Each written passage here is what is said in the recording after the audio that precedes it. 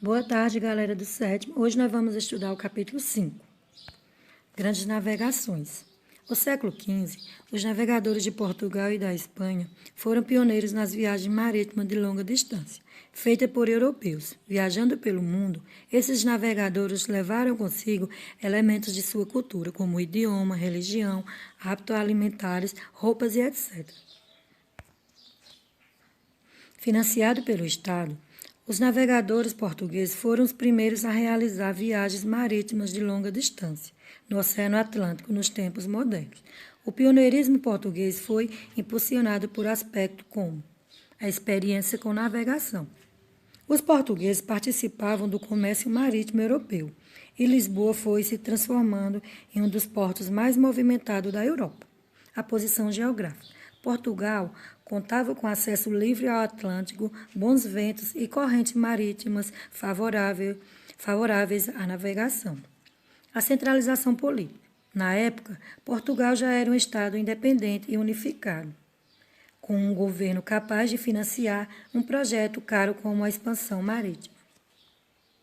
O interesse de diversos grupos sociais. A expansão se tornou um projeto que despertou o interesse de comerciantes, nobres, membros da igreja e trabalhadores em Portugal. A expansão era uma forma de acumular riqueza, adquirir prestígio, difundir a fé católica, buscar novos conhecimentos e melhorar a vida.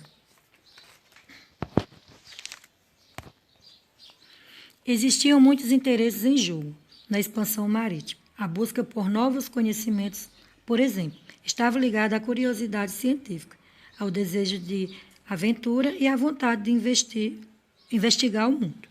Durante a expansão, membros da Igreja Católica participaram ativamente da organização, do financiamento e da ação colonizadora. O interesse em difundir a fé católica poderia levar à conquista de novos fiéis. O interesse em acumular riqueza estava relacionado à negociação de produtos como ouro, tecido, madeira e especiarias. Muitos desses produtos vinham do Oriente. No entanto, o comércio entre a Europa e o Oriente era controlado por mercadores de Genova e Veneza.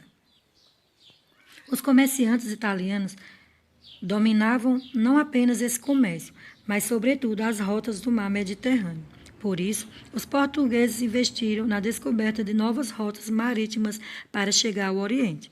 A rota encontrada era um longo caminho pelo Oceano Atlântico e Índico. Na época das grandes navegações, as especiarias eram muito valorizadas na Europa. Entre as principais especiarias comercializadas no século XV estava o cravo, a pimenta, a canela e o gengibre. Elas eram utilizadas em temperos, remédios e perfumes. Serviam para melhorar o sabor e o aroma dos alimentos, já que as técnicas de conservação da época eram precárias. Diversas inovações técnicas contribuíram para o desenvolvimento da navegação, feita pelos europeus. Eram inovações relacionadas principalmente aos tipos de embarcações e às formas de se orientar no mar. Vejamos algumas delas. A caravela portuguesa era um navio movido pelo vento, com 2 ou 3 mastros e velas em forma triangular, que podiam ser ajustadas em várias direções.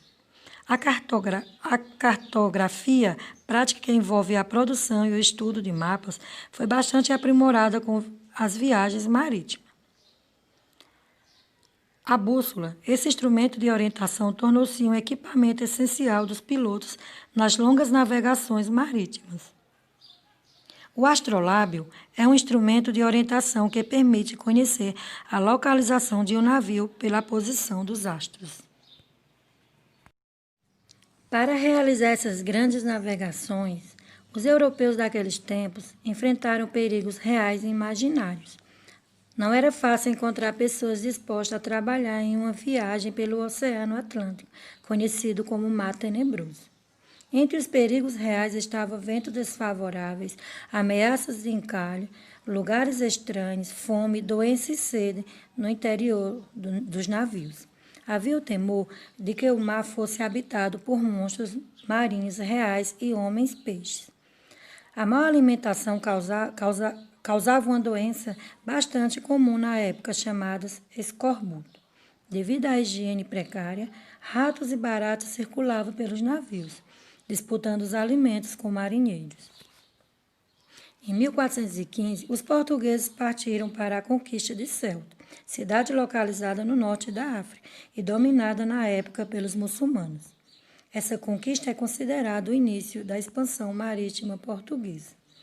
Os navegadores portugueses tiveram de superar várias dificuldades para alcançar o Oriente, contornando a África. Entre elas destacamos a travessia do Cabo Bojador, região onde muitas embarcações desapareciam, e do Cabo das Tormentas, que foi batizado pelo rei Dom João II de Cabo da Boa Esperança, por ter aberto a possibilidade de se chegar às Índias. Os navegadores portugueses levaram mais de 80 anos para conseguir contornar a costa da África. Durante esse processo, os portugueses criaram feitorias para o comércio de ouro, sal, ferro, martim, tecido, escravos e etc.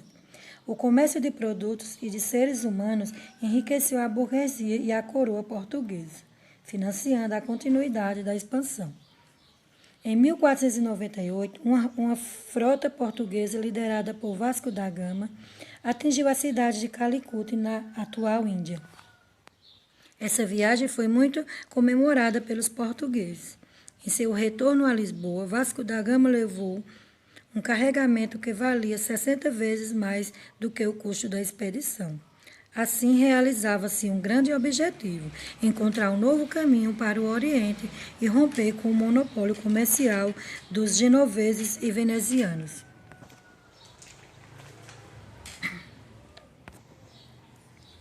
Em 1500, o governo português enviou uma esquadra à Índia com a intenção de estabelecer comércio com os povos do Oriente. Foram 13 navios que partiram de Lisboa em 9 de março daquele ano, com destino a Calicut. Mais de 1.000 tripulantes iam a bordo, entre eles navegadores experientes. O comando dessa esquadra foi entregue ao nobre português Pedro Álvares Cabral. No decorrer da viagem, os navios da esquadra de Cabral afastaram-se bastante da costa africana, indo em direção às terras americanas. As razões desse afastamento têm sido motivo de debate entre os historiadores. Se essa mudança de rumo foi intencional ou ocorreu por acaso. Na tarde de 22 de abril de 1500, os marinheiros portugueses avistaram as terras do atual estado da Bahia, próximo a Porto Seguro. O lugar era habitado por indígenas e recebeu o nome de Vera Cruz. Porém, esse nome quase não foi usado durante anos. Os europeus chamaram esse território de Terra de Santa Cruz, Terra dos Papagaios ou Brasil. O nome Brasil começou a ser usado nas primeiras décadas do século XVI. Esse nome foi associado à árvore pau-brasil.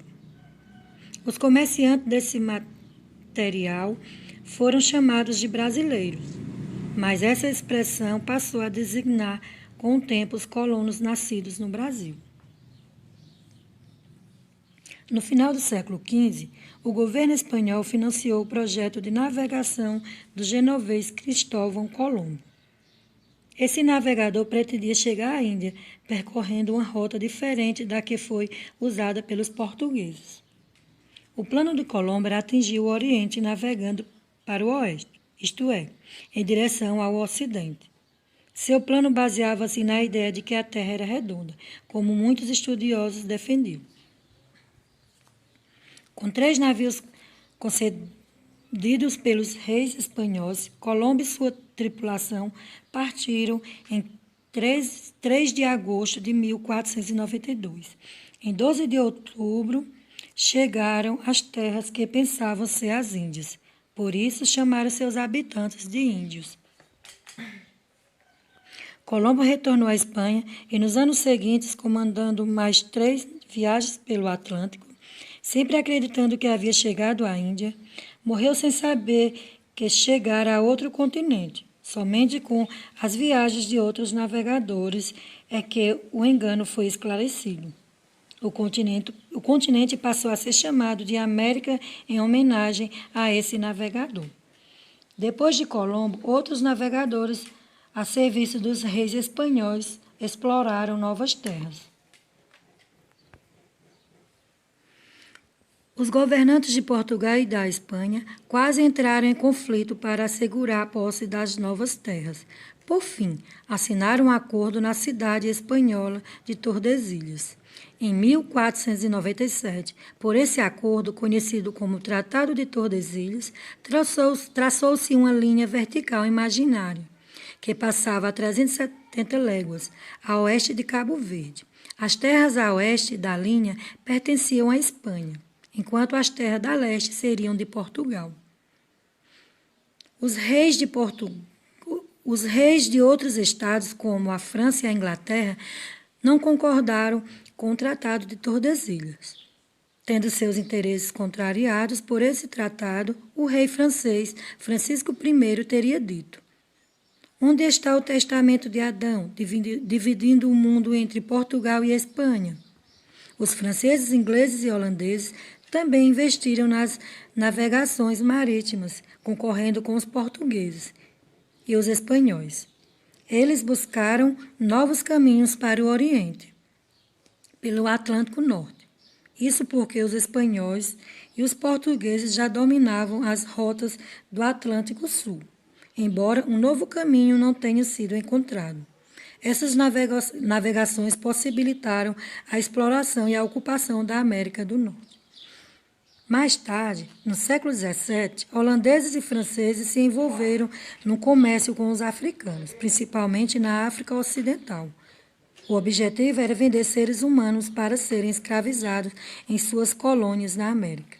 Também, nessa época, parte dos territórios controlados pelos portugueses no Oriente foi entregue aos ingleses em troca de acordos de proteção militar. No século XV, os navegadores árabes dominavam importantes rotas comerciais no Oceano Índico.